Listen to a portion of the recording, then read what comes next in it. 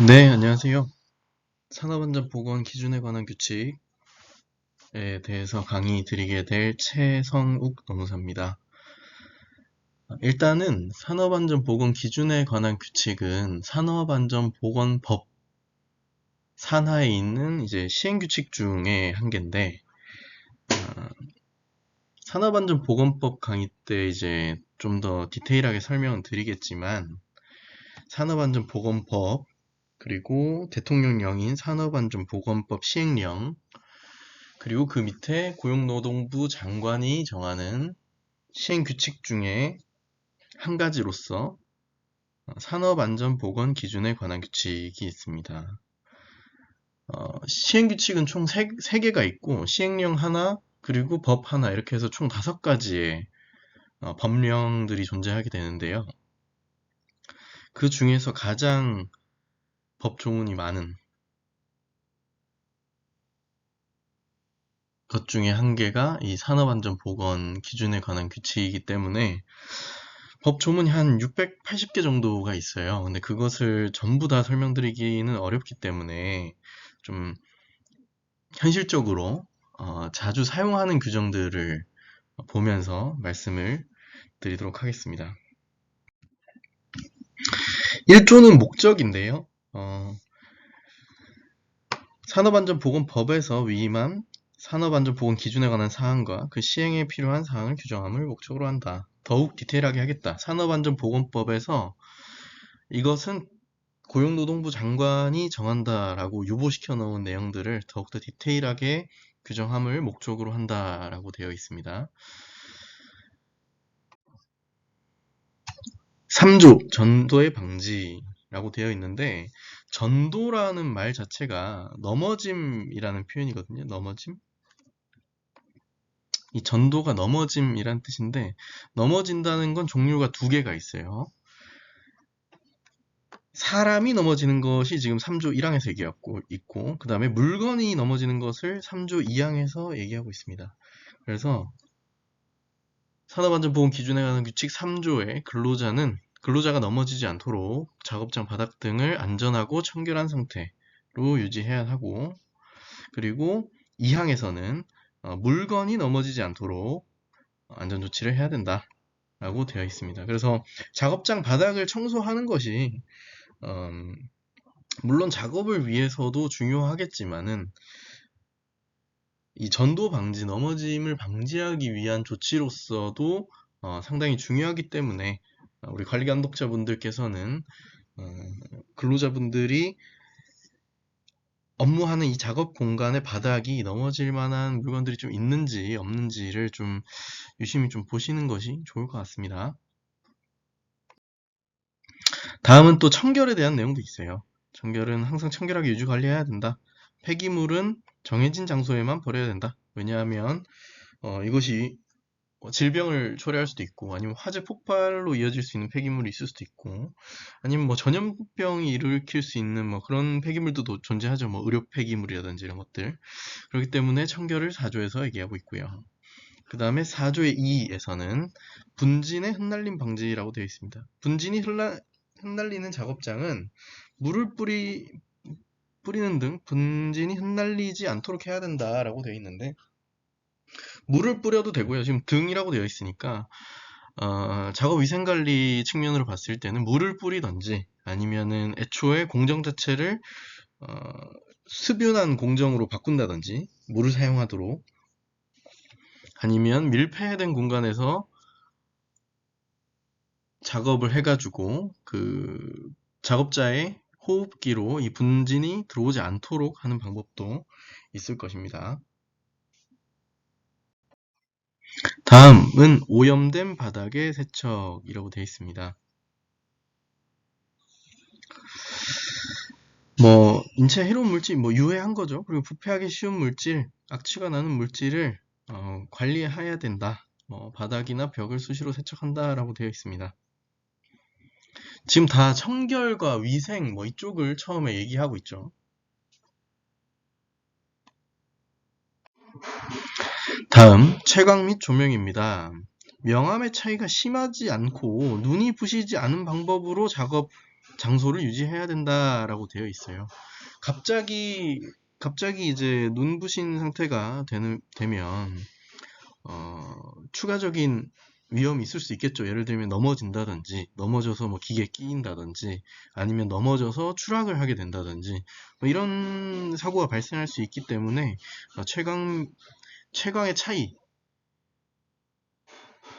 채광의 차이가 너무 심하게 나지 않도록 유지해야 된다라는 규정입니다. 자, 다음 또 가보겠습니다.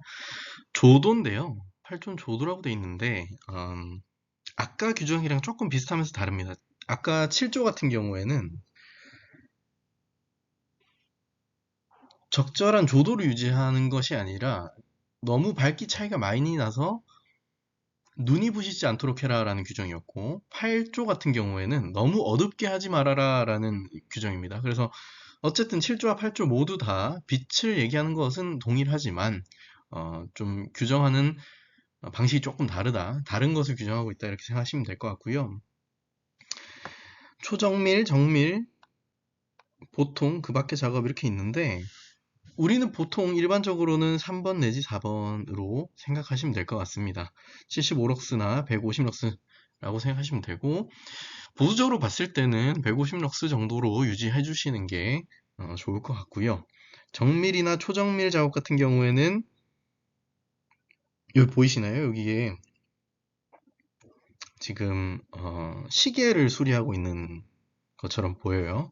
시계를 수리한다든지 아니면은 제가 경험했던 작업장 중에는 액세서리 가공업체라든지 이런 부분에서는 정밀이나 초정밀이 들어가긴 합니다. 근데 그런 정밀한 작업, 그러니까 그런 좀 특이한 작업장이 아닌 이상이야 우리는 보통 작업 150럭스 이상 정도로 유지해 주시면 됩니다. 다음에 안전 난간의 구조라고 되어 있는데 이거는 좀 건설 현장 그리고 제조 현장에서도 많이 사용하는 안전 난간이기 때문에 요거는 조금 디테일하게 말씀을 드려 볼게요. 안전 난간은 지금 네 가지로 구성되어 있죠. 상부 난간대, 중간 난간대, 발끝 마기판, 난간 기둥으로 되어 있어야 됩니다. 설명드릴게요. 여기 보시면 나와 있죠. 요게 지금 어, 요게 지금 안전 난간이고 여기 지금 맨 위에 있는 게 지금 제 레이저 포인트 보이시죠? 맨 위에 있는 게 상부 난간대, 그 다음이 중간 난간대, 그리고 발끝 마기판이 원래 여기 계단 바로 위에 이렇게 올라와 있어야 됩니다. 지금 여기 그림상으로는 안 나와 있죠. 발이 빠지지 않도록 이렇게 발끝 마기판이 설치되어 있어야 되고요. 그리고 난간 기둥은 요거 지금 세로로 되어 있는 걸 난간 기둥이라고 합니다. 그래서 보시면 상부 난간 때는 90cm 이상 높이로 해야 된다. 얘의 높이가 지금 90cm 이상 돼야 된다 하고 120cm 이상 되는 경우 지금 이 높이가 120 이상인 경우에는 이것을 이제 중간 난간대를 2단 이상으로 해야 된다. 그러면은 상부 있고 중간 2단 해서 총 3단으로 구성하게 되어야 됩니다. 120cm 이상인 경우에는 그렇게 보시면 되고요. 다음 넘어가겠습니다. 발끝 마기판은 10cm 이상 여기 바로 위에 설치하는 건데 여기에 지금 10cm 이상의 높이를 가진 발끝 마기판도 설치가 되어야 돼요. 그리고 난간대의 지름은 2.7이다 라고 되어 있는데 이게 뭐냐면 얘가 지금 원기둥 형태로 되어 있잖아요. 이렇게 단면을 보면 동그랗게 되어 있을 텐데 이제 지름이 2.7cm 이상 돼야 된다. 여기가 2.7cm 이상으로 된 충분히 두꺼운 파이프를 사용해야 된다 라고 되어 있죠. 그리고 안전 난간은 제일 약한 부분이 가장 취약한 방향이 이게 제일 약한 부분이 100kg 이상의 하중에 견뎌야 된다. 한 사람 무게 정도는 버틸 수 있을 정도로 되어야 한다 라고 되어 있습니다. 그래서 정리하자면 이제 현장의 난간대 같은 경우에는 90cm 이상이 되어야 하고요. 첫 번째로. 그리고 120cm 이상인 경우에는 중간 난간대를 2단으로 해가지고 총 3단으로 구성이 되어야 되고, 발끝마기판도 10cm 이상으로 설치해야 되고, 난간대는 2.7cm 이상으로 이제 좀 충분한 지름을 가지어야 되고, 그리고 제일 약한 부분이더라도 100kg의 하중 정도는 한 사람 정도 버텨야 된다. 뭐 이렇게 얘기하고 있습니다. 그래서 이제 작업장이나 현장 가서 보실 때 일단은 난간대, 상부 난간대 높이가 90cm 이상이 되는지부터 보셔야 합니다. 그래야 추락 위험이 좀 없어요. 90cm 정도라고 하면 한 배꼽에서 가슴고 사이 정도의 높이 정도 되거든요. 그 정도 돼야 이제 추락 위험을 방지할 수 있기 때문에 그렇게 되어 있다라고 생각하시면 될 것 같습니다. 다음은 비상구인데요. 여기 비상구 표시 뭔지 아시죠? 다들 아시는 그 비상구 표지. 비상구는 항상 쉽게 이용할 수 있도록 돼야 된다. 근데 이 보면 현실적으로 잘 안 되고 있는 사업장이 정말 많습니다. 비상구가 제대로 이렇게 오픈되어 있지 않으면 산업안전보건법도 위반이지만 뭐 소방법도 위반이기 때문에 비상구 앞에는 물건을 적치하지 않는 경우도 중요하고요. 그리고 3층 이상인 건물 같은 경우에는 어,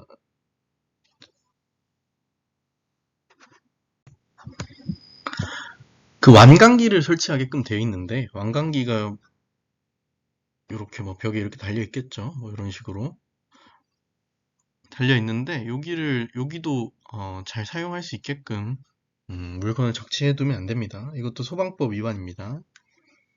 그다음에 경보용 설비 이제 400제곱미터 이상이거나 50명 이상 근로자가 작업하는 경우 좀 꽤 큰 편인 거죠. 근데 웬만하면은 그 제조 현장은 400제곱미터는 넘습니다. 공장 같은 데는. 그래서 비상시 근로자한테 이 비상상을 알릴 수 있는 경보 설비 그 울리는 거 있죠. 그거를 설치해야 된다라고 돼 있죠. 다음은 통로의 조명입니다. 통로의 조명은 75럭스 이상이라고 되어 있는데 아까 기타의 장소에 75럭스라고 되어 있죠. 그러니까 직접적으로 작업을 하지 않는 곳이더라도 75럭스 이상의 조명시설을 설치해야 이렇게 이동 시에 걸려 넘어지지 않기 때문에 75럭스 이상의 그 조명을 유지하도록 되어 있습니다. 그리고 상시 통행을 하지 않는 지하실 같은 경우에는 휴대용 랜턴을 줘도 상관없게끔 되어 있습니다.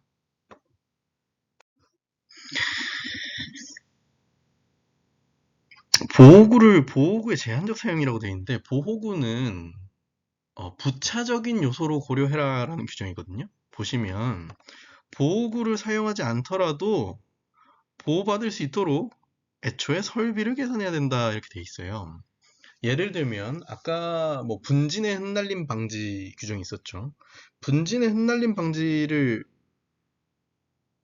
하기 위해서 공정이나 시설 자체를 변경시키는 것을 권장하지 분진 흡입을 막기 위한 방진 마스크를 착용한다라는 것은 이제 부차적인 요소로 고려해야 되고 애초에 공정 자체를 물을 뿌리는 공정으로 변경시킨다든지 아니면 분진이 흩날리더라도 보호구 착용 없이 근로자에게 분진이 흡입되지 않도록 아예 격리시켜서 작업을 한다든지 뭐 이렇게 손은 안에 들어가 있지만 호흡기는 밖에 나와 있는 이런 식의 분진의 공정을 도입한다든지 그런 것을 고려해라 라고 되어 있습니다. 보호구는 부차적으로 사용해라 라는 것이 31조입니다. 다음 보호구의 지급인데요. 이것도 조금 디테일하게 설명드릴게요. 보호구의 종류에 대해서 쭉 나열하고 있습니다. 제일 중요한 안전모 언제 써야 되냐면 물체가 떨어지거나 날아올 위험, 근로자가 추락할 위험이 있는 작업이라고 돼 있죠. 추락이라고 하면 보통 2m 이상의 높이에서 떨어지는 것을 추락이라고 하고요. 2m 미만인 경우에는 전도, 넘어짐이라고 표현을 합니다. 그래서 머리를 다치면 가장 사망할 위험이 높기 때문에 물체가 떨어져서 내가 머리에 맞을 수도 있고, 아니면은 내 몸이 떨어져서 그렇게 머리를 보호하기 위한 보호구가 안전모이고요. 두 번째는 안전대라고 되어 있습니다. 안전대는 뭐 실무상 안전벨트 이렇게 부르기도 하는데요. 우리 차량에 있는 안전벨트는 아니고 몸에 이렇게 고정시키고 매달아서 추락을 방지하는 보호구입니다. 높이 또는 깊이 2m라고 되어 있죠. 이게 추락입니다. 2m니까 추락할 위험이 있는 장소에서는 또 안전대. 그러면 보면은 추락할 위험이 있으면 안전모도 써야 되고 안전대도 착용해야 됩니다. 그 다음에 물체의 낙하 충격, 물체의 끼임, 감전, 정전기의 대전 뭐 이렇게 나와 있죠. 안전화 착용해야 된다. 그러니까 기본적인 겁니다. 안전모랑 특히 안전화는 요즘 현장 같은 경우에는 착용하지 않으면 거의 뭐 못 들어가죠. 4번 이제 보안경이라고 되어 있는데 물체가 흩날릴 위험이 있다라고 되어 있습니다. 예를 들면 그라인더 작업을 한다든지 이런 경우에는 그 조각 같은 게 얼굴로 튈 수 있잖아요. 그런 것을 방지하기 위해서 보안경을 착용해야 되고요. 그 다음에 용접할 때 보안면을 착용해야 됩니다. 불똥 같은 게 얼굴로 튈 수 있으니까요. 다음은 이제 절연용 보호구인데 뭐 절연 장갑도 낼 수도 있고요. 아니면 절연 장갑뿐만 아니라 절연화도 있을 수 있고요. 여러 가지 절연용 보호구가 여러 가지가 있는데 그 전반적으로 다 착용해라 라고 얘기하고 있고요. 그다음에 고열인 경우에는 방열복. 예를 들면 고열에 의한 화상 같은 경우에는 고로 작업이라든지 아니면 용광로 작업 이런 것들은 방열복을 반드시 착용해야 됩니다. 분진이 심하게 발생하면 방진 마스크입니다. 유해한 화학물질이 발생하는 경우에는 방독 마스크고 분진이 발생하는 경우에는 방진 마스크가 되겠습니다.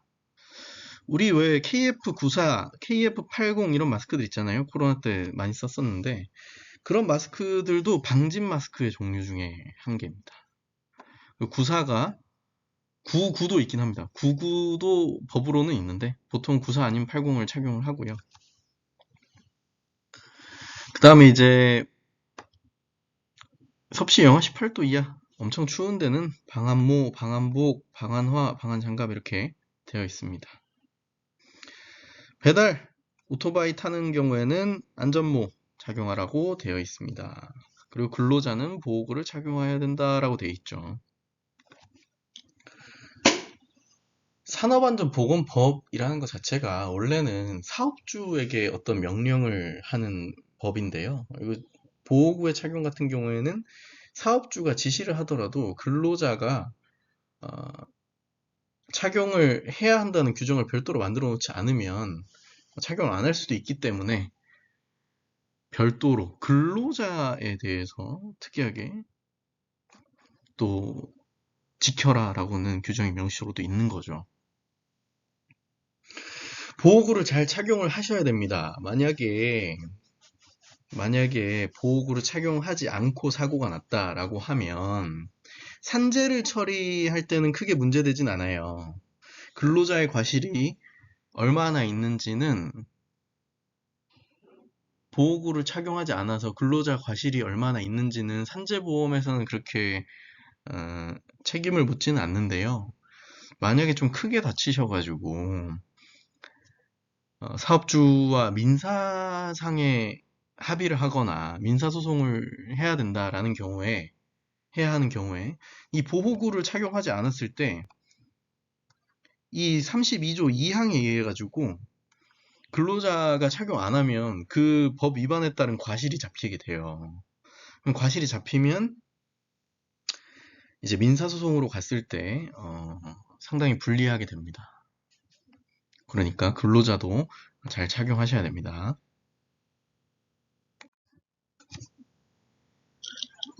33조 보호구의 관리라고 되어 있죠. 사업주는로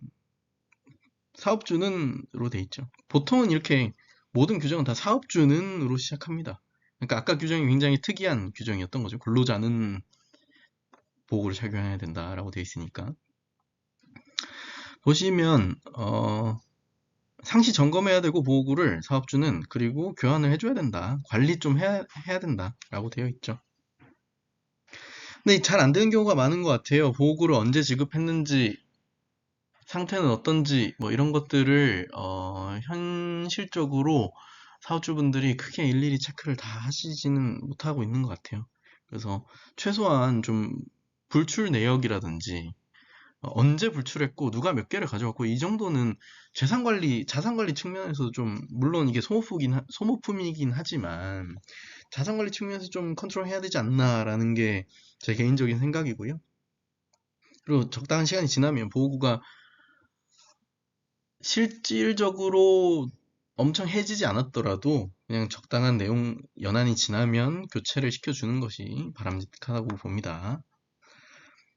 그리고 공동사용 해가지고 질병 감염될 우려가 있으면 개인으로 지급해라 라고 돼 있는데, 요 규정 같은 경우에는 그때 이제 코로나 때 조금 심했죠. 왜냐면은 하이바 같은 거를 옛날엔 그냥 다 돌렸었거든요. 근데 코로나가 이제 유행하기 시작하면서 안전 측면에서 봤을 때도 자기 하이바에 이제 주기를 다 해놓고 뭐 이렇게 사용하는 좀 좋은 문화가 정착된 것 같긴 합니다. 다음은 관리 감독자에 대한 얘기인데요. 관리 감독자는 작업을 직접 지휘 감독하는 사람을 말한다라고 되어 있고요. 어쨌든 사업주는 작업을 시작하기 전에 관리 감독자로 하여금 사전 점검하도록 해야 된다라고 되어 있어요.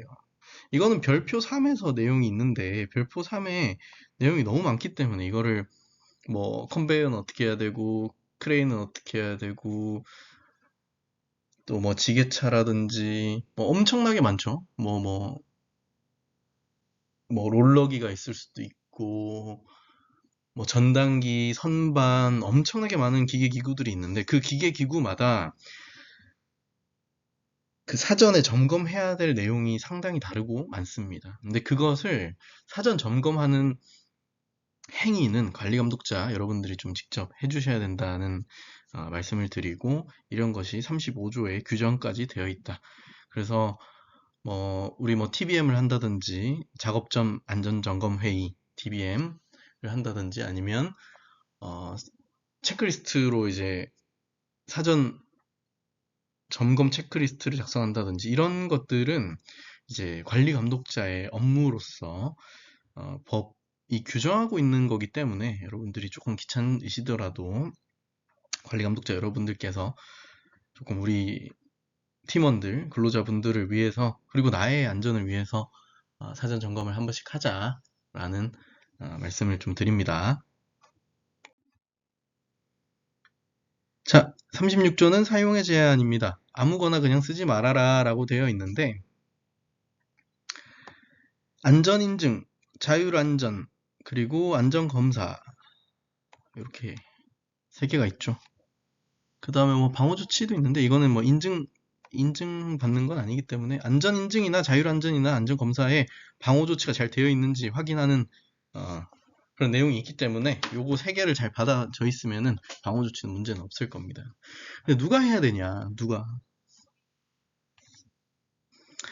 일단은 안전인증이라든지 자율안전 확인이라든지 안전검사 같은 경우에는 안전관리자가 이 안전검사 기관한테 의뢰를 해서, 예를 들면 크레인 정기검사 기관한테 의뢰를 한 다음에 크레인 검사하는 업체가 나와서 이거를 정기적으로 2년에 한 번 하는 것도 있고, 3년에 한 번 하는 것도 있고, 4년에 한 번 하는 것도 있고, 이게 이 세 개마다 다 다르긴 한데, 그리고 기계마다 좀 다르긴 한데, 2, 3, 4년에 한 번씩 요거를 다 해야 되는데, 거기에 보면 법으로 어떻게 돼 있냐면 이 확인 필증을 붙여놓게 돼 있어요. 크레인이나 어떤 기계 기구든, 예를 들면 안전인증 받은 것입니다.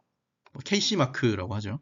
그리고 안전 검사 받았습니다. 2년에 한 번씩, 이런 것들 필증이 붙어 있는데, 이런 것들이 우리 관리 감독자 여러분들께서 그걸 직접 이걸 다 검사하는 거는 아니고, 근데 그 유효 기간이 지난 건 아닌지, 뭐 이런 거 정도는 확인을 해주시는 게 현장에서 관리 감독자분들의 역할이라고 저는 생각을 합니다.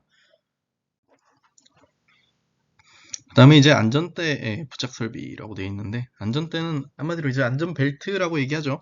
이렇게 벨트 형식으로 차고 있어요. 근데 요새는 전신에 다 차는 것을 보통은 쓰고요. 허리에 차는 거 말고.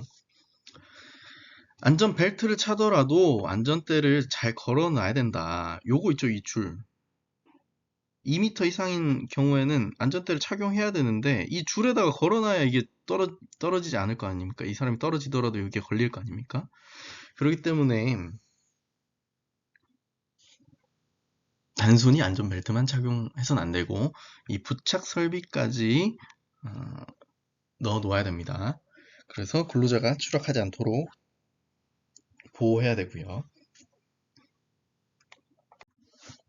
다음은 말비계인데, 요거는 보통 인테리어 하시는 분들이 많이 쓰긴 합니다. 건설 현장도 쓰긴 하는데, 보통은 내부 건축업, 실내 인테리어 건축업 하시는 분들이 요거를 많이 쓰시죠. 뭐 미장이나 뭐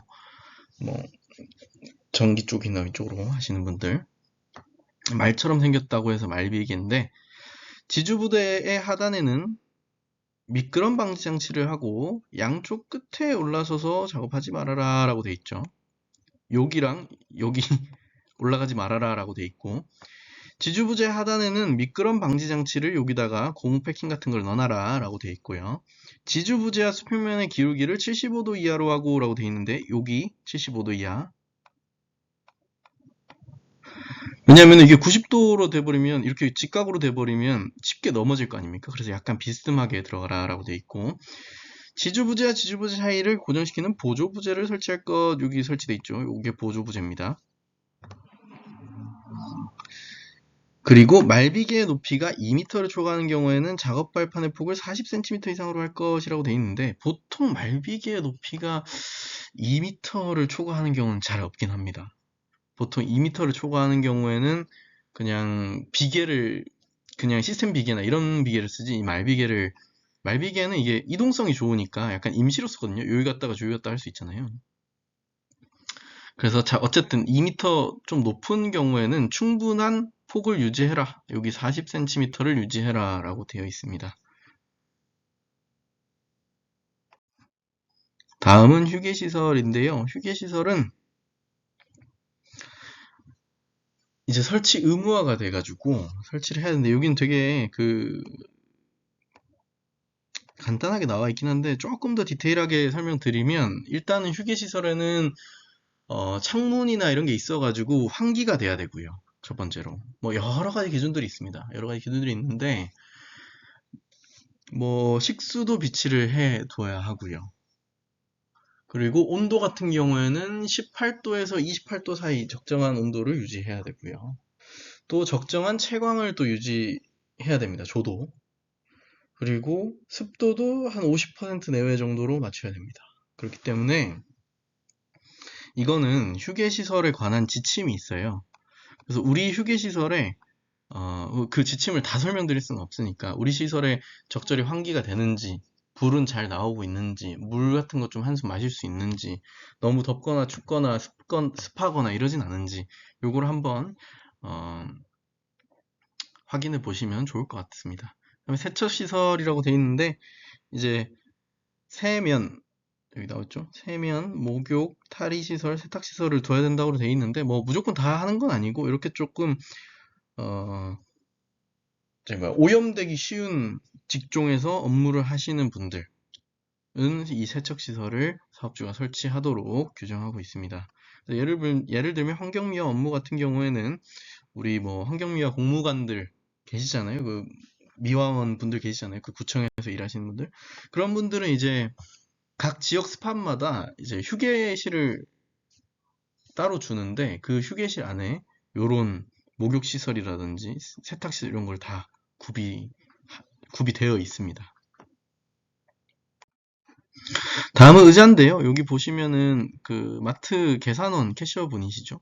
그러니까 상시적으로 서서 일하는 근로자 같은 경우에는 기회가 있으면 앉을 수 있도록 의자를 주라 라고 되어 있고, 수면 장소 설치를 해라 라고 되어 있는데, 야간에 작업하는 근로자가 있는 경우에는 수면 장소를 설치해야 되고 남녀 각각 구분해야 된다라고 되어 있습니다. 설치뿐만 아니라 침구라든지 용품 같은 것도 다 주게끔 되어 있습니다. 구급 용구라고 되어 있는데 비상 구급함이라고 생각하시면 됩니다. 여기서 모든 것을 다 치료할 순 없지만 급한 경우에 약간 좀 까지고 이런 거는 붕대, 화상약, 소독약 요 정도 같은 경우에는 갖추어 두어라 라고 되어 있습니다. 다음은 탑승의 제한인데, 이거는 더 디테일하게 설명드릴 수도 있긴 한데, 한마디로 쉽게 말씀드리면 근로자를 이 크레인에 태우면 안 된다고 얘기하는 겁니다. 근로자를 달아 올린 상태에서 이 크레인을 작동시켜도 안 된다라는 얘기입니다. 사실 탑승 설비가 뒤집히거나 떨어지지 않도록 필요한 조치를 하는 경우에는, 그러면 크레인을 사용해서 근로자를 운반해도 된다는 얘기잖아요. 지금 이걸 한 경우에는 그러하지 아니하다라고 되어 있으니까. 근데 경험적으로 봤을 때 하시면 안 될 것 같습니다. 왜냐하면 탑승 설비가 뒤집히거나 떨어지지 않도록 필요한 조치를 해야 된다고 하는데, 이 필요한 조치라는 것이 굉장히 모호하고요. 만약에 사고 났을 때 누가 책임지게 될지 모릅니다. 필요한 조치.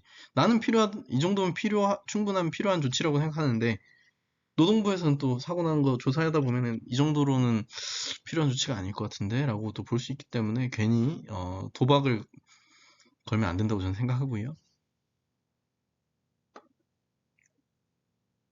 여기도 보시면 이렇게 좀 타지 말라고 돼 있죠.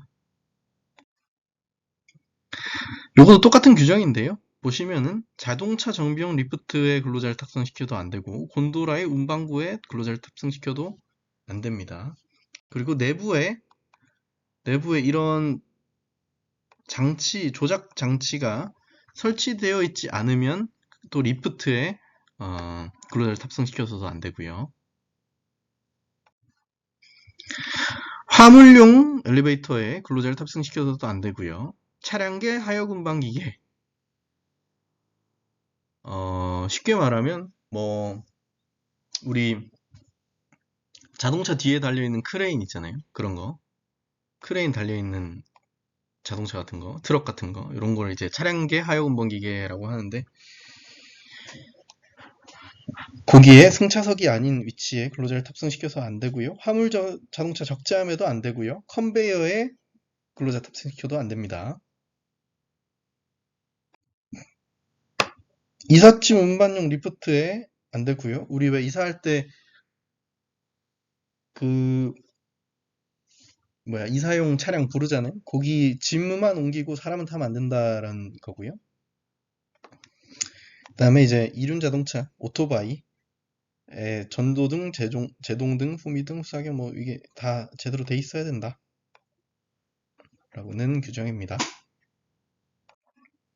다음 87조 원동기, 회전축 등의 위험 방지라고 돼 있는데, 이것도 쉽게 말씀드리면 뭔가 이렇게 작동하는 부분, 돌아가고 작동하는 부분을 잘 덮어놓고 커버를 씌워놓고 근로자가 손이 못 닿게 내지는 옷자락이 못 들어가게 조치해라 라는 규정이에요. 보시면 기계, 원동기, 회전축, 기어, 풀리, 플라이휠, 벨트 및 체인 이렇게 돼 있죠. 그러니까 이게 뭐냐면 한마디로 동작하는 부분, 구동하는 부분에는 덮개나 울, 슬리브, 건널다리 등을 설치해야 된다 라고 되어 있는데, 이제 근로자가 거기에 이제 접근하거나 터치할 수 없도록 어떤 이런 것들을 설치해놔야 된다 라고 되어 있고, 또 부속되는 키, 핀 등의 기계 요소는 무치명, 아예 안쪽으로 들어가게 하거나 아니면은 밖으로 튀어나와 있으면 이것도 덮개를 설치하고 되어 있고요. 그리고 넘어가겠습니다. 다 똑같은 얘기입니다. 구동 부분에는 근로자 손이 닿지 않도록 근로자의 신체가 접촉하지 않도록 적당히 덮어놔야 된다라는 얘기입니다. 요것도 파쇄기, 분쇄기 같은 거 있죠? 그 경우에도 덮개를 설치해야 되고, 그리고 압력 용기, 공기 압축기 등이라고 되어 있는데, 여기도 원동기, 축이음, 벨트, 풀리, 요것도 회전하는 부분이거든요. 거기에도 덮개나 우를 설치해야 된다라고 되어 있습니다. 운전 시작 전 조치라고 되어 있는데, 보시면 운전을 시작할 때 미리 체크해야 된다라는 규정입니다. 그래서 보통 이제 기계를 가동하기 전에 체크리스트로 체크를 해야 된다라는 규정이고, 그것은 보통 관리 감독자가 하게 되겠죠.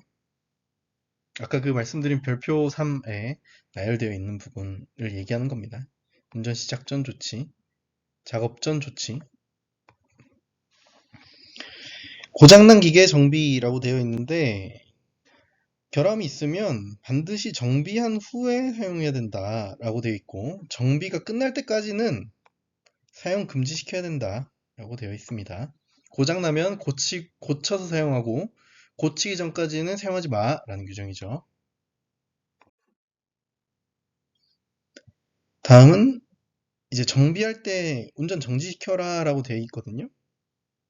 보시면 정비, 청소, 급유, 검사, 수리, 교체 또는 조정 작업, 이런 게 이제 비정형적 작업이라고 합니다. 맨날 하는 게 아니라, 수리 맨날 하는 게 아니잖아요. 검사도 맨날 하는 게 아니니까, 비정형 작업을 할 때, 맨날 하지 않는 업무를 할 때 운전은 당연히 정지시켜야 되고요. 그리고 그런 비정형 작업을 할 때는 기계 기동 장치에 잠금 장치를 한다. 그러니까 엔진 스타트 버튼에 자물쇠로 채워놔라는 얘기입니다. 그리고 그 열쇠를 별도 관리한대요. 누가 관리해야 될까요? 관리 감독자가 들고 있거나, 아니면은 이걸 채운 사람이 들고 있어야겠죠. 이 잠금 장치를 채운 사람이 수리를 하고 나서 그 잠금 장치를 해제하고 기계를 다시 가동시킬 수 있도록, 이걸 잠금 장치를 체결한 사람 또는 관리 감독자가, 이 전반을 컨트롤하는 관리 감독자가 열쇠를 관리해야 됩니다 라는 거죠. 왜냐면 이게 그 정비 같은 작업할 때 정말 사고가 많이 나거든요. 거의 제가 봤을 때 사고의 한 3분의 1절 정도는 이런 비정형적 작업, 평소에 잘 하지 않는 작업을 하다가 사고가 나는 경우가 많기 때문에, 그것을 방지하기 위해서 점검 중이라는 팻말을 붙이고 여기다가 잠금도 해놓고, 그런 내용이 있습니다. 작업 지휘자를 또 배치해라. 보통은 관리 감독자가 컨트롤하게 되겠죠.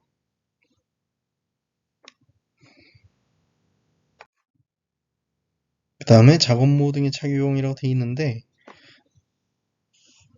머리카락이나 옷이 말려 들어갈 우려, 이렇게 회전으로 돌잖아요. 이 돌 때 이제 옷이 끼일 수 있으니까, 그때 이제 끼이지 않도록 머리카락이 들어가지 않도록 작업모를 착용하고, 그리고 작업복, 이렇게 옷자락이 흩날리지 않도록 몸에 딱 붙는 작업복을 착용하도록 해야 됩니다. 그 다음에 장갑인데요. 장갑도 원래는 손이 말려 들어갈 위험이 없는 장갑을 착용해야 됩니다.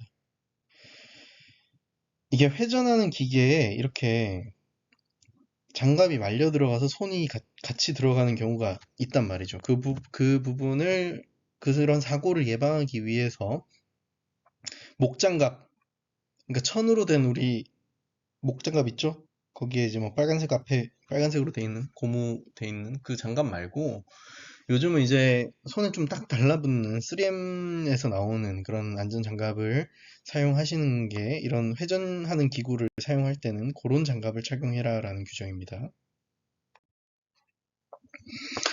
볼트 너트가 풀릴 위험을 방지하기 위해서 수시로 확인해야 된다 라는 규정이고, 이거는 뭐 작업 전 점검할 때 볼트 너트는 당연히 점검하게 돼 있기 때문에 아까 그 규정 작업 전 점검만 잘 이행하시면은 요거는 특별한 규정은 아니긴 합니다. 다음은 제한 속도의 지정. 차량계 하역 운반 기계, 차량계 건설 기계 뭐 이런 게 있는데, 차량계 하역 운반 기계는 아까 말씀드린 트럭 뒤에 이제 크레인 달려 있는 거, 차량계 건설 기계 같은 경우에는 뭐 천공기 이런 거 있거든요. 뭐 건설 현장에서 이제 땅 뚫는 거, 뭐 그런 거. 거기에 제한 속도를 정해야 되고요. 준수하도록 해야 된다. 보통은 10km 이하인 것은 제외한다라고 되어 있는데, 왜 그러냐면 최고 속도가 10km 이하라는 거는 엄청 느리다는 거고, 그리고 보통 이 건설 현장의 제한 속도 규정을 보면은 한 10km 정도로 제한하고 있기도 합니다.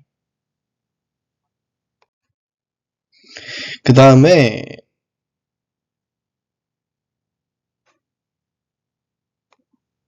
지게차에 대한 설명으로 좀 설명드리면 좀 이해하시기 편할 것 같아요. 포크, 버킷, 디퍼인데 얘가 포크거든요. 버킷 같은 경우는 우리 굴착기, 그 포크레인의 그 삽드는 부분, 그걸 버킷이라고 부르고, 그런 앞으로 툭 튀어나와 있는 부분을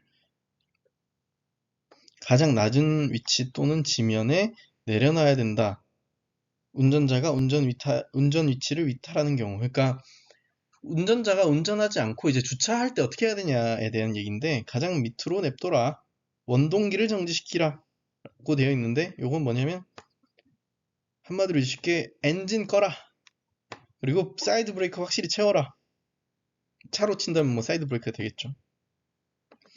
그 다음에 주차할 때는 주차하고 사람이 나오면 키를 빼놔라 라고 되어 있고, 아무나 운전하면 안 되니까요.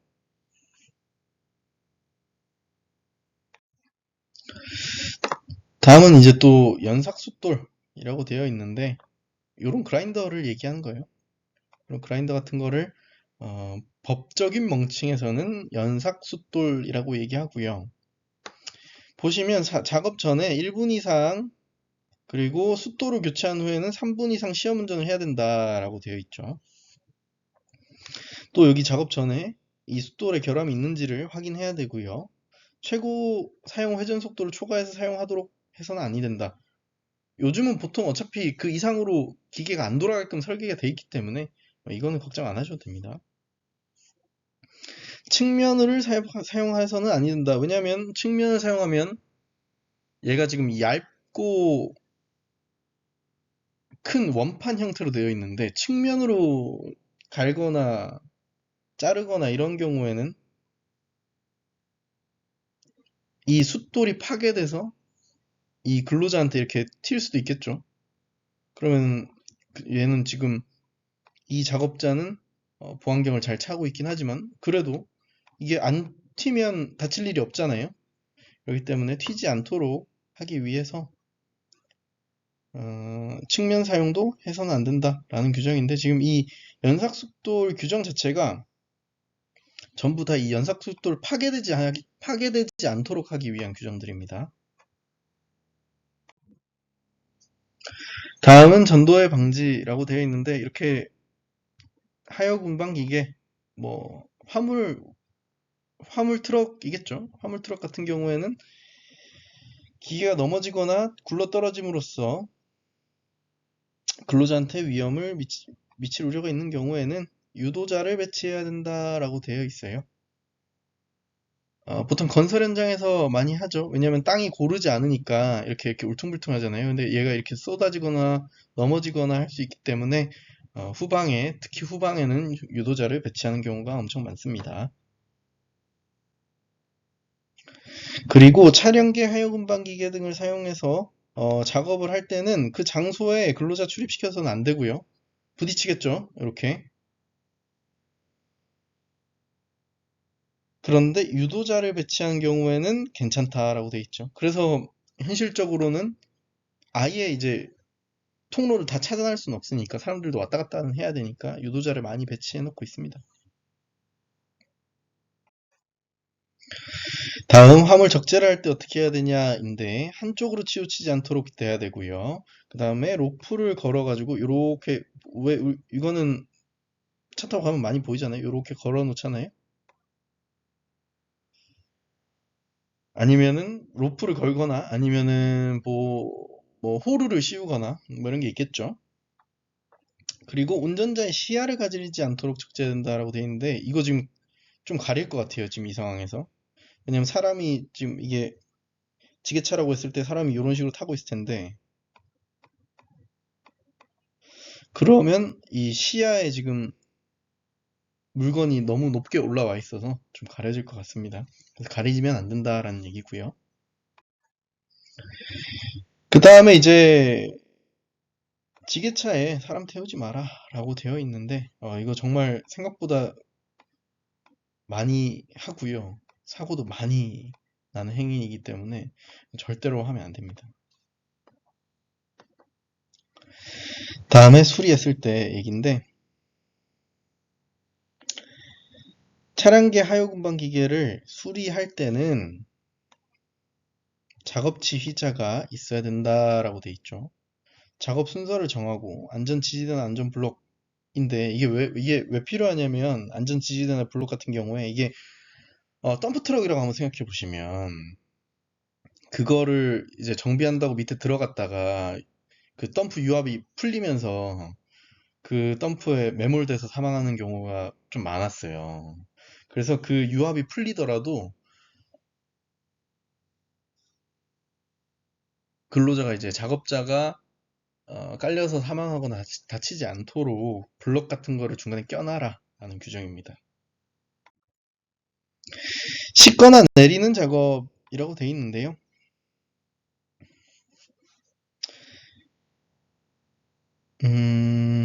여기 보시면 좀 중요한 걸 설명드리면 관계 근로자가 아닌 사람 출입 금지시켜야 되고요. 그리고 로프 아까 묶었잖아요. 로프 묶었던 걸 이제 로프 묶었던 걸 풀거나 아니면 호루 씌워놨던 걸 벗기는 작업 같은 경우에는 화물이 떨어지지 않도록 해야 된다라는 규정입니다. 지게차 같은 경우에는 허용 하중을 초과해서는 안 된다라고 되어 있죠. 그리고 전조등을 설치해야 된다. 전조등, 후미등 설치해야 됩니다. 앞에 불 비추는 거 전조등, 뒤에 불 비치는 거 이제 후미등이고요. 그리고 지게차에는 후진할 때 후진 경보기, 경광등, 후방 감지기를 설치해야 된다라고 되어 있죠. 후진 경보기 같은 경우에는 후진할 때 이제 엘리제를 위하여 나오잖아요. 그게 경보기고요. 경광등 같은 경우에는 불빛이 나오는 거. 우리 왜 지하 주차장 같은데 이제 차량 출입하거나 나오거나 할 때 경보도 울리고 경광등도 사이렌처럼 돌아가죠. 그리고 후방 감지기는 이제 지게차에서 후방 카메라로 확인할 수 있는 뒤 확인할 수 있는 그거를 넣어 놓아라, 설치해 놓아라 라는 규정입니다. 다음은 지게차의 헤드가드인데요. 헤드가드는 여기 말 그대로 머리를 보호하는 어, 그 방호장치입니다. 최대 하중의 2배 값. 그러니까 예를 들면 얘가 2톤짜리 지게차라면 얘는 4톤은 버텨야 돼 라는 규정이고요. 그 다음에 상부틀 16cm 미만이다 라고 되어 있는데 얘가 지금 보통 이렇게 창살로 돼 있잖아요. 그 천장이. 요 폭이 16cm보다 작아야 된다 라고 돼 있어요. 왜냐면은 돌 같은 게 안으로 튈 수도 있는 거잖아요. 그리고 머리가 닿으면 안 되니까 머리가 닿지 않도록 이 헤드가드랑 어, 운전석에 앉았을 때 높이가 어느 정도 적정하게 좀 떨어져 있어야 된다라는 겁니다.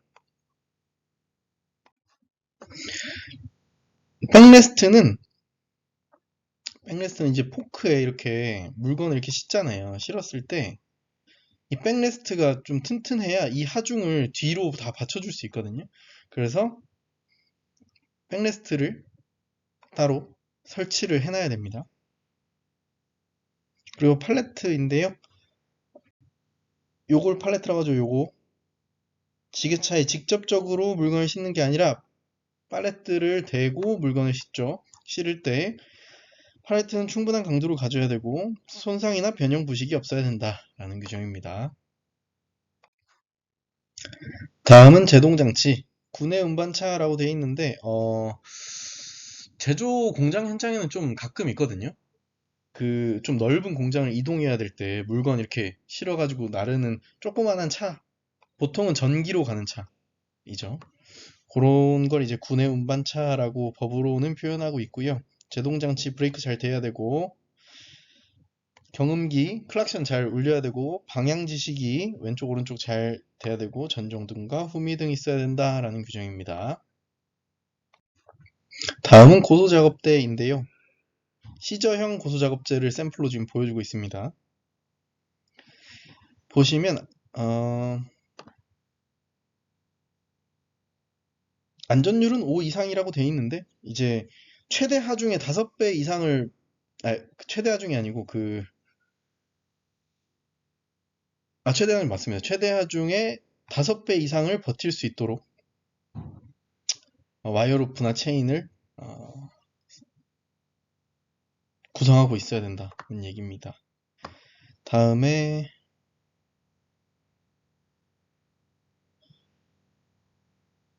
건과 방지 장치를 갖추거나 압력의 이상 상승 방지를 해야 된다라고 되어 있는데 와이어로프나 체인이 감기거나 풀리면서 이게 지금 올라갔다 내려갔다 하는 거거든요. 여기에 지금 체인이나 와이어로프 그 철로 된 줄이 이렇게 풀렸다가 감겼다가 풀렸다가 감겼다가 하면서 얘가 지금 올라갔다 내려갔다 하는 거예요. 올라갔다 내려갔다 하는 거예요.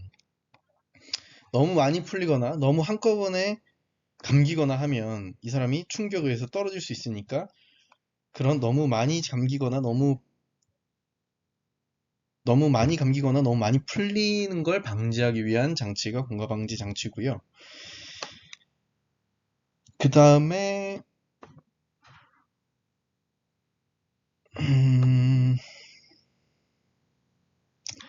여기 보면 과상승 방지 장치를 설치할 것이라 되어 있는데 보통 여기에 이런 식으로 세로로 스틱 같은 걸 세워 놓습니다. 그러면 이 사람이 너무 많이 올라가면 이 사람이 끼어서 다칠 수 있잖아요. 그렇기 때문에 여기에 천장이 닿으면 자동으로 얘가 동작을 멈추는 것이 이제 과상승 방지 장치라고 하고요.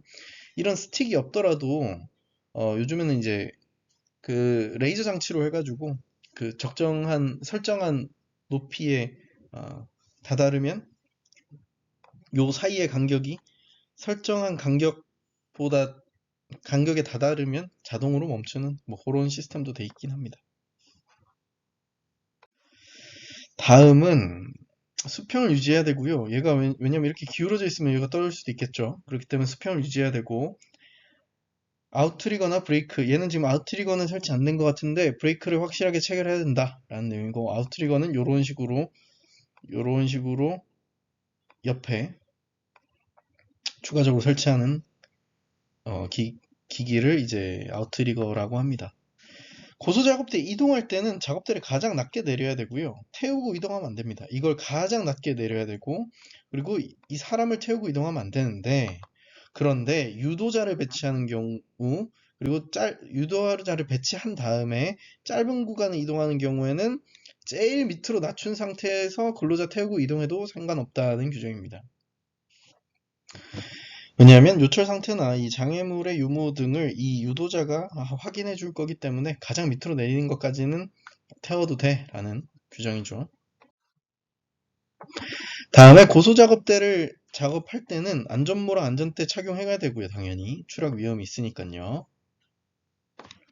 관계자가 아닌 사람이 이 근처에 오면 안 됩니다. 그리고 조도도 유지해야 되고요. 그리고 감전사고 예방 조치도 해야 되고 왜냐하면 보통 전선 같은 경우가 위에 설치를 많이 하잖아요. 그러니까 천장 쪽에 설치를 많이 하다 보니까 특히 공장 같은 경우에는 전선 배관들을 다 위로 빼놓는 경우가 많아서 그럴 때 이제 그 작업자의 몸이 닿으면 감전사고 발생하니까 그거 조심하는 거고요. 그 다음에 하중을 초과해서는 안 됩니다. 전격 하중을 초과해서는 안 됩니다. 다음은 승강설비인데 요거는 화물차 트럭에 보면 우리 쓰레기 수거 차량 이런 데 보면은 옆에 이렇게 승강설비 위아래로 오르내릴 수 있는 설비를 승강설비라고 합니다. 근데 보통은 요새는 잘 안 쓰는 것 같아요. 그냥 이거 오르내리다가 떨어지는 사고가 너무 많아서 차라리 그냥 쓰지 말아라 라고 얘기하는 사업주도 좀 있는 걸로 알고 있습니다. 그 다음에 폭발 또는 화재인데 이제 그 증기나 가스, 인화성 물질이 있는 경우에는 환풍기나 배풍기 설치해가지고 환기장치를 설치해야 됩니다. 가스 등의 용기라고 되어 있는데 보통은 이제 가스 용기라고 하면 우리 가스 용접할 때 아세틸렌 용접이라고 하죠. 그럴 때 많이 쓰고요. 너무 뜨거우면 안 되니까 40도 이하. 왜냐면 폭발할 수도 있잖아요. 폭발 위험을 방지하기 위한 조치들입니다. 가스 용기는. 넘어지면 안 되겠죠. 이렇게 전도. 충격을 가해도 안 되고요. 이동할 때는 캡을 씌워야 돼요. 이렇게. 그리고 사용할 때는 깨끗하게 해야 됩니다. 밸브는 천천히 열어야 되고요. 그리고 사용 중, 그리고 사용 전을 확실하게 구분을 해둬라. 왜냐면 같이 이렇게 쫙 세워놓고 섞여버리면 어떤 걸 사용하고 있는지 불명확하기 때문에 호스 같은 걸 취급할 때 그 가스 같은 것들이 누출되거나 이런 사고가 발생할 수도 있겠죠. 그리고 아세틸렌 용기는 세워 넣어라. 용의 아세틸렌 같은 경우에는 용접할 때 사용하고요. 그 노란색 용기입니다. 용기의 마모 또는 부식 변형 상태를 점검해라 라고 되어 있습니다. 전반적으로 다 폭발을 방지하기 위한 규정입니다. 위험물이 있는 장소에서 화기 등의 사용 금지라고 되어 있는데 이제 화재 폭발 일어날 수 있는 우려가 있으면 인화성 물질 같은 거 사용하면 안 된다라는 내용입니다. 화재 작업을 할 때는 제일 중요한 거 위주로 설명드릴게요. 가연성 물질을 방호 조치해야 됩니다. 그리고 소화기나 소화사 같은 거, 방화사 같은 거 이제 비치해야 되고요.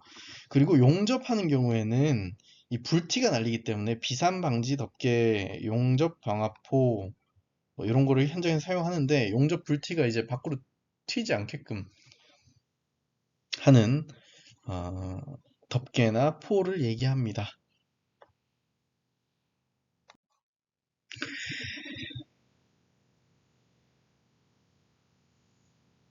다음은 이제 화재 위험 작업할 때 준수 사항인데 여기도 보면 불꽃, 불티 등의 비산을 방지하는 조치를 해야 되고요. 그리고 요거 같은 경우에는 화재 감시자 비치의 방법에 관한 내용이긴 한데 보통은 이제 화재 작업을 할 때는 화재 감시자를 비치하게끔 규정하고 있습니다. 그 다음에 이제 전기기계 기구라고 되어 있는데 한마디로 이제 감전 위험을 방지해야 된다라고 되어 있고요. 충전부라는 뜻이 뭐냐면 전기가 흐르고 있는 장소라고 생각하시면 될 것 같습니다.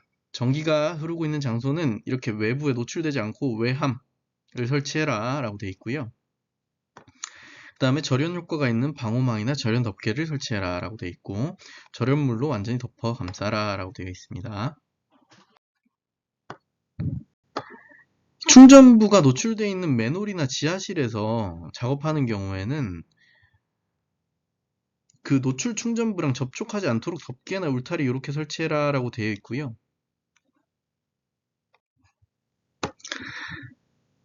다음은 접지에 대한 내용입니다.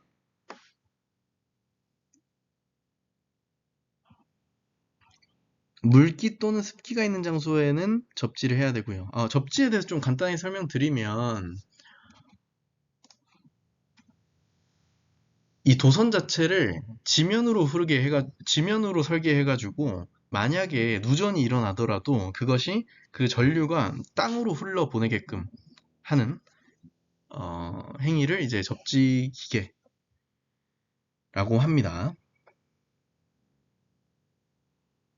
사용 전압이 대지 전압 150V를 넘는 것이라고 되어 있는데 웬만하면 다 넘기 때문에 이런 것들 뒤에 또 나오는데 뭐 세탁기라든지 뭐 냉장고라든지 이런 것들 다 접지하게끔 되어 있습니다. 여기 나오죠? 냉장고, 세탁기, 컴퓨터. 고정형, 이동형, 휴대용 전동기기고 뭐냐면 뭐 예를 들면 지금 코드를 꽂아야 되는 드릴이라든지 아니면 뭐 그라인더라든지 뭐 전동으로 작동하는 여러 가지의 그런 기계들을 생각하시면 될 것 같아요. 그러니까 코드를 꽂아야 되는 기계들로 생각하시면 됩니다. 그 다음에 휴대용 손전등도 이 접지를 다 해야 됩니다. 여기 있죠? 접지 전극 땅으로 흘려 보내게끔 되어야 합니다.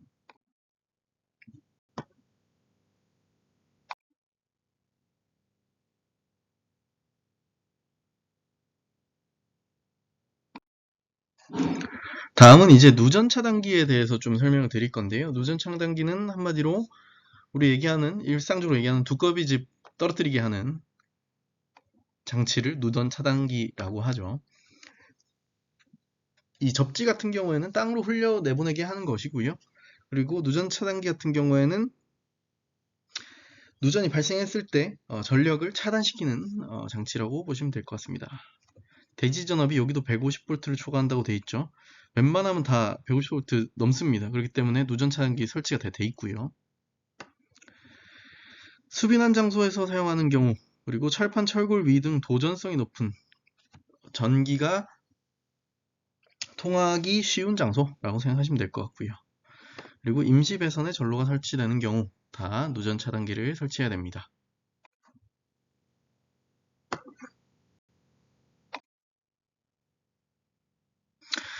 그 다음에 이제 자동 전격 방지기라고 표현을 하는데 보시면 누전 차단기의 성능에 대한 얘기입니다. 전류가 30mA 이하인 경우에는 0.03초 이내에 차단되어야 하고요.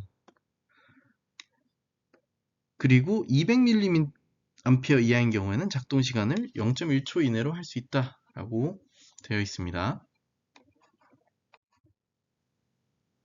절연 피복이 벗겨지면 안 되겠죠. 피복, 우리가 생각하는 그 전선의 피복이 벗겨지면 안 된다라는 규정이고요. 피복이 손상되거나 노화됨으로 인해서 감전의 위험을 방지하기 위한 필요한 조치를 해야 된다라고 되어 있습니다.